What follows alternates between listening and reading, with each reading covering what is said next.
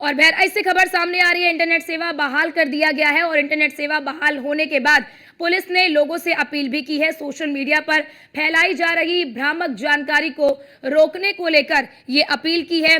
हिंसा के दौरान युवक के साथ बर्बरता की गई और हत्या की गई और उसके बाद अफवाहें भी फैलाई जा रही हैं। मृतक को करंट लगाने की अफवाह झूठी है। एसपी ने कहा है, लोगों से ये अपील की है कि जो अफवाहें फैलाई जा रही है उस पर आप बिल्कुल भी मत ध्यान दीजिए। मृतक को तलवार से मारने की अफवाह झूठी, क्योंकि देखिए कई तरह के एंगल निकलकर सामने आ रहे हैं। ऐसे में एसपी ने लोगों से अपील की है कि जो कहा जा रहा है कि करंट लगाया गया, मृतक को करंट लगाया गया, तो एसपी ग्रामीण ने कहा कि मृतक को करंट लगाने की जो अफवाह है वो झूठी है।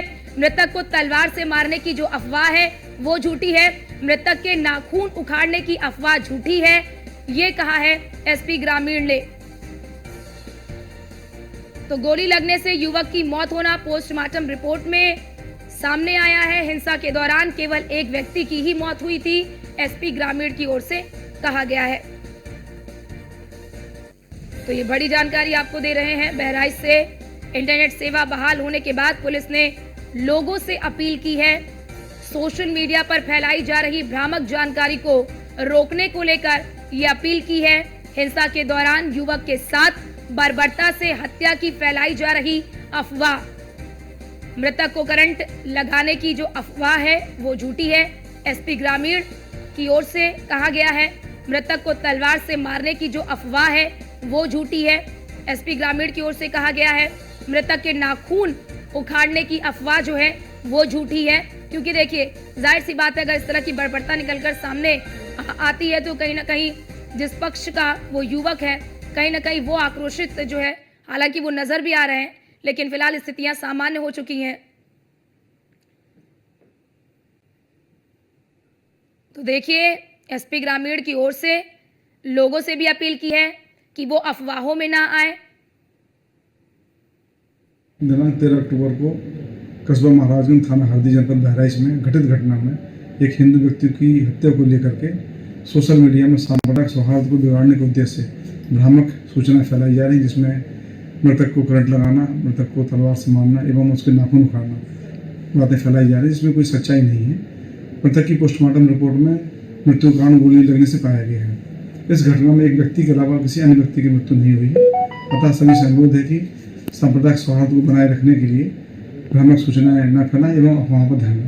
दिनांक 13 अक्टूबर को कस्बा महाराजगंज थाना हरदी जनपद बहराइच में दिनांक 13 अक्टूबर को कस्बा महाराजगंज थाना हरदी जनपद बहराइच में।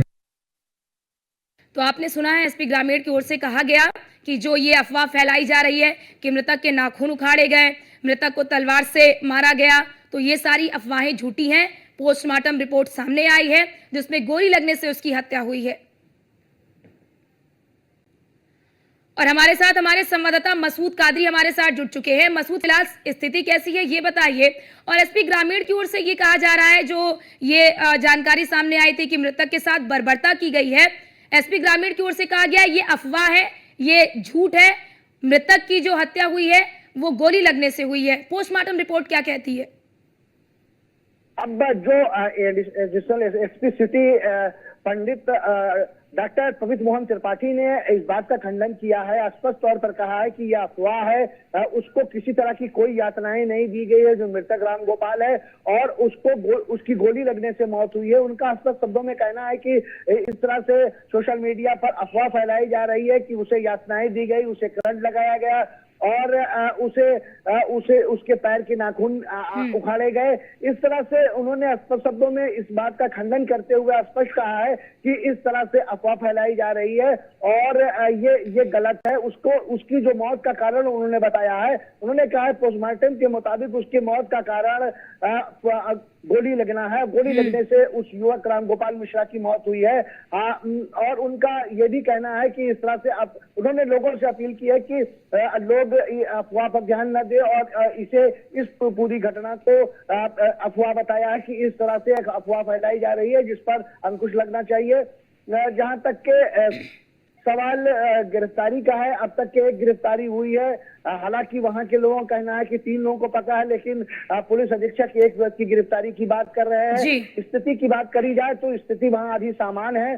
लेकिन कर्फ्यू जैसा माहौल है, वहां बाजारें बंद हैं और सड़कों पर सन्नाटा पसरा हुआ है। पुलिस की बूट की आवाज के अतिरिक्त कोई आवाज सुनाई नहीं दे रही है। सन्नाटों के बीच सुरक्षा बलों की बूटों की आवाज ही सुनाई दे रही है। लोगों को प्रशासन ने अब तक के जो लोग कर्फ्यू जैसा हालात है, जो लोग गाँव में कैद, जो उस इलाके में कैद है जहां पर घटनास्थल हुई है, वहां पर आने जाने पर रोक लगी हुई है। लेकिन अभी तक के ये प्रयास प्रशासन द्वारा नहीं किया गया है कि उन लोगों के पास खाने पीने की चीजें हैं कि नहीं है, उन्हें कितने देर की छूट दी जा रही है आने जाने में। एक व्यक्ति ने कल फोन करके बताया कि उसकी पत्नी बीमार है, उसे जाने की व्यवस्था नहीं हो पा रही है। ऐसे हालात में प्रशासन ये भले ही कह ले कि वो घटना गलत है और पोस्टमार्टम में हत्या की कारण, लेकिन जनता जो परेशान हो रही, जो पिस रही है, उस पर कोई ध्यान नहीं दिया जा रहा है। प्रशासन और लोग अपने को बचाने में लगे हुए हैं, लेकिन जनता की ओर किसी का ध्यान नहीं है कि जो जनता है 3 दिनों से निरंतर 80-90 घंटे से अधिक हो रहा है, लोग घरों में हैं, आवागमन ठप है, लेकिन ना तो कर्फ्यू जैसी घोषणा की गई कि कर्फ्यू लगा हुआ है और ना ही अघोषित कर्फ्यू जैसी स्थिति है, दुकानें बंद है। मतलब सैयद, क्या लोगों को दुकानें खोलने नहीं दिया जा रहा है या फिर लोग डर की वजह से दुकान नहीं खोल रहे हैं, और स्थिति क्या अभी पूरी तरह सामान्य नहीं है? स्थिति सामान्य होने की बात कही तो जा रही है प्रशासन के द्वारा, स्थिति सामान्य, लेकिन जो हालात हम लोग घटनास्थल पर देख रहे हैं, हालात देख रहे हैं कि दुकानें निरंतर बंद है। अगर वो बात की जाए तो लोग अपने घरों से निकलते, पुलिस उन्हें खदेड़ती, लेकिन कोई घर से बाहर नहीं निकल रहा है, घरों में सब कैद है, सख्त पहरा है लोगों। अब ये भी नहीं कह रहे, कल जब इस संबंध में पूछा गया जिलाधिकारी, उन्होंने कहा कि नहीं, जल्द ही दुकानें खुलेंगी और जल्द ही आवागमन शुरू होगा। लेकिन कब शुरू होगा, कब आवागमन होगा, कब इस तरह के प्रयास होंगे, अभी तक के कुछ प्रकाश में नहीं आया है। और सही, जरा ये बताइए, जिस आरोपी की गिरफ्तारी की गई है, ये वही आरोपी है जिसने गोली चलाई थी या फिर ये उस हत्या में शामिल था? उस हत्या में शामिल था, जो इसमें हमीद और उनका बेटा, 2 लोग मुख्य अभियुक्त माने जा रहे हैं। कहा जा रहा है कि ये अभियुक्त से चशुदीद या पुलिस इस बात का दावा करेगी कि कौन मुख्य अभियुक्त है। और तो लेकिन जो प्रशासन है वो जो नेम्ड अपराधी है, नेम्ड अपराधी में 6 नेम्ड है और 10 लोगों पर प्राथमिकी दर्ज हुई है नामजद इस घटना को लेकर के, जिसमें से 4 अज्ञात हैं जिनमें उनके नाम नहीं लिखे गए हैं, लेकिन FIR में वो जिक्र है कि ये 7, 8, 9, 10 ये जो नंबर की लिस्ट है, उस नंबर पर किसी का नाम नहीं, अज्ञात लिखा हुआ है, जबकि 1 से 6 तक के लोगों के नाम लिखे हुए हैं और उनमें से एक व्यक्ति पकड़ा गया है। अब उन्हीं 6 में से 6 को मुख्य अभियुक्त माना जा रहा है। अब मारने वाला कौन है, ये पुलिस बताएगी या चशुदीद बताएंगे। जी ठीक है, बहुत शुक्रिया आपका। जी, बहुत शुक्रिया सैयद आपका हमारे साथ जुड़ने के लिए और ये महत्वपूर्ण जानकारी साझा करने के लिए।